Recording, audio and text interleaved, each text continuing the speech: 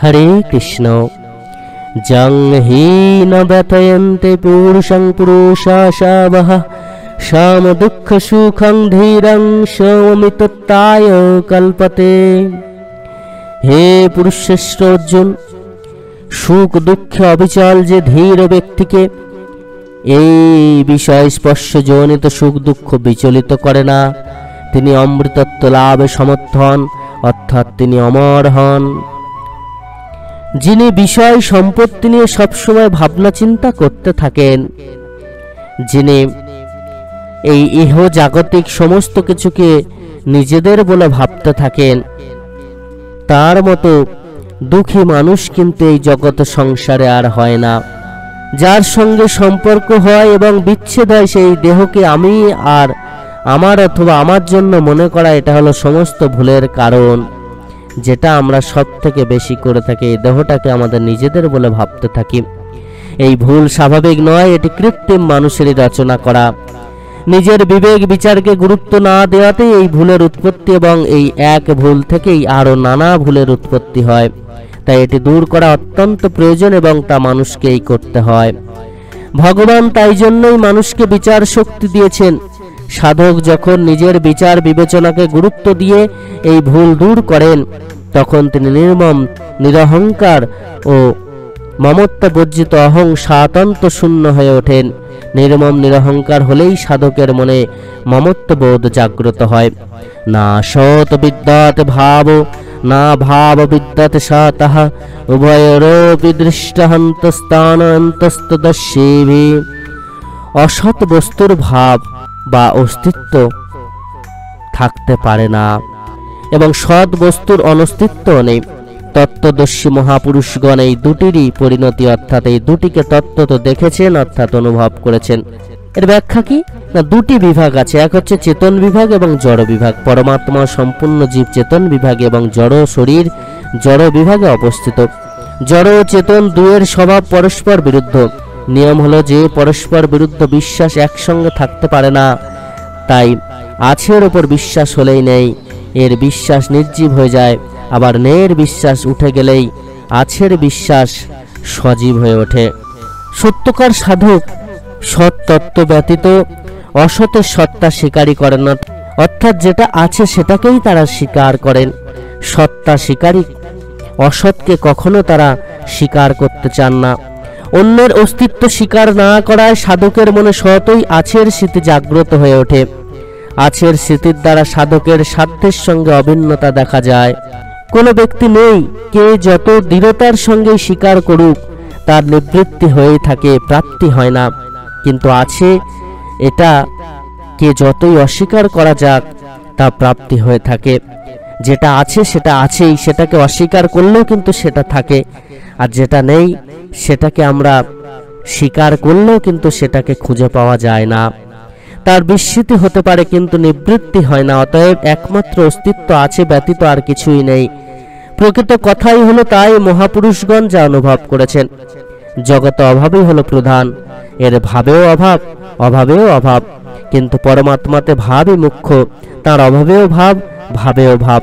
জগৎকে দেখা যাক বা না যাক, পাওয়া যাক বা না যাক, তার বিয়োগ বিচ্ছেদই মুখ্য। পরমাত্মাকে দেখা যাক অথবা না যাক, পাওয়া যাক বা না যাক, তার যোগই মুখ্য। জগতের নিত্য বিয়োগ এবং পরমাত্মা হলো নিত্য যোগ। অবিনাশী তু তদ্বিদ্ধি যেন সর্বমেদং তাতমঃ বিনাশাম বৈশ্যস্য ন কশ্চিৎ কর্তুমহতি। অবিনাশী বলে তাকেই জানবে যিনি এই সমস্ত জগৎ পরিব্যাপ্ত করে আছেন। এই অবিনাশীর বিনাশ কেউ করতে পারে না। যে সৎ তত্ত্বের অভাব বিদ্যমান নয়, সেটি অবিনাশী তত্ত্ব, যার দ্বারা সমস্ত জগৎ ব্যাপ্ত। অবিনাশী হওয়ায় এবং সমস্ত জগতে ব্যাপ্ত হওয়ায় একে কেউ কখনো বিনাশ করতে পারে না। তারই নাশ হয় যা বিনাশশীল এবং পরিচ্ছিন্ন। অন্তবন্তয়েম দেহা নিত্য সুক্তা শরীরিণঃ অনাশিনো প্রমেয়স্য তস্মাদ যুদ্ধস্য ভারত। অবিনাশী, অপ্রমেয় এবং নিত্যস্থিত শরীরের বা জীবাত্মার আশ্রিত এই দেহকে নশ্বর বলা হয়েছে। অতএব হে অর্জুন, তুমি যুদ্ধ করো। আগের শ্লোকে দেহীকে অবিনাশী জানিয়ে ভগবান এবার বলছেন যে দেহ মাত্রই বিনাশশীল, মরণশীল। তাৎপর্য হলো এই যে প্রাপ্তি এবং বিচ্ছেদ সম্পন্ন এই দেহ আমাদের স্বরূপ নয়। শরীর শুধুমাত্র কর্ম সামগ্রী, এটির প্রয়োজনীয়তা শুধু অপরের সেবা করার জন্য, নিজের জন্য এর বিন্দুমাত্র প্রয়োজন নেই। সুতরাং দেহের বিনাশে নিজের কোনোই ক্ষতি হয় না। জয়েনং ব্যক্তি হন্তারং জ্যেষ্ঠেন মন্নতে হাতামহ উভৌতনা বিজানীত নায়ং হস্তিনা হন্নতে। যে ব্যক্তি অবিনাশী শরীরকে হত্যাকারী বলে মনে করে এবং যে ব্যক্তি একে নিহত বলে জানে, তারা উভয়ই একে জানে না, কারণ ইনি হত্যা করেন না বা হত হন না। দেহের মধ্যে কর্তৃত্ব ভাব নেই এবং মৃত্যুর বিকারও এতে নেই। কর্তৃত্ব ভাব ইত্যাদি সমস্ত বিকারই প্রকৃতির সঙ্গে মেনে নেওয়া সম্বন্ধ বা আমৃত্য ভাবেই থাকে।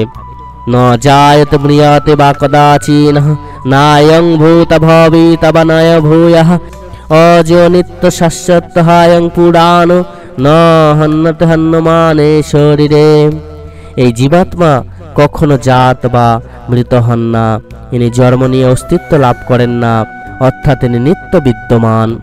ইনি জন্মরহিত, নিত্য, শাশ্বত এবং প্রাচীন বা অনাদি। শরীর বিনাশ প্রাপ্ত হলেও ইতিহত হন না। এর ব্যাখ্যা কি? উৎপন্ন হওয়া, অস্তিত্বরূপে পরিলক্ষিত হওয়া, পরিবর্তন হওয়া, বৃদ্ধি পাওয়া, হ্রাস পাওয়া এবং বিনাশপ্রাপ্ত হওয়া, শরীরের এই 6টি বিকার হয়। শরীরের বা জীবাত্মার এই সব বিকার কখনো হয়নি, হবে না এবং হওয়া সম্ভব নয়। শরীরই কখনো উৎপন্ন হন না বা জন্ম নেন না। ন জায়তে অজহা, উৎপন্ন হয়ে বিকারময় অস্তিত্ব সম্পন্ন হন না। অয়ং ভূতা ভবিতা বা ন ভূয়ঃ, এটি পরিবর্তন হয় না, শাশ্বত, এর বৃদ্ধি হয় না। পুরাণও, এটি ক্ষীণ হয় না, নিত্য এবং মৃত্যু হয় না। ন ম্রিয়তে ন হন্যতে হন্যমান শরীরে।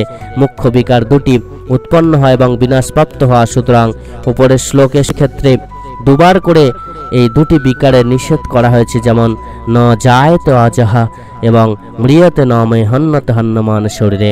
বেদা বিনাশীনং নিত্যং জয়েন মজম ব্যয়ম কথং স পুরুষ পার্থ কং ঘাতয়তি হস্তিকামহ। হে পৃথানন্দন, যে ব্যক্তি এই শরীরকে বা জীবাত্মাকে অবিনাশী, নিত্য, জন্মরহিত এবং অব্যয় বলে জানেন, তিনি কিভাবে কাকে হত্যা করবেন বা হত্যা করাবেন? শরীরের কোনো ক্রিয়ার দ্বারা শরীরের বিন্দুমাত্র কোনো প্রকার বিকার উৎপন্ন হয় না। সুতরাং শরীরে কোনো ক্রিয়ারই কর্তা বা ভোক্তা এবং কর্মের প্রেরণকারী হন না। তাই কখনোই কিন্তু আমাদেরকে এই শরীরকে নিজেদের বলে ভাবা উচিত নয়।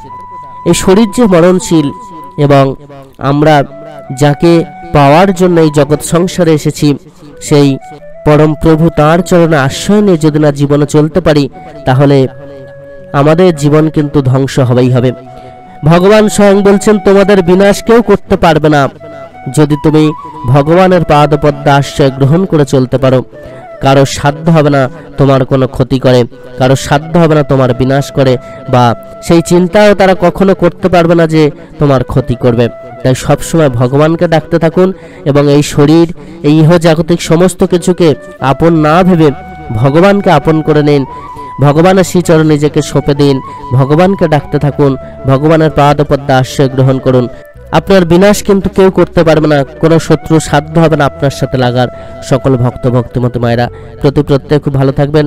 ভগবান আপনাদের প্রত্যেকের মঙ্গল করুন। ধন্যবাদ।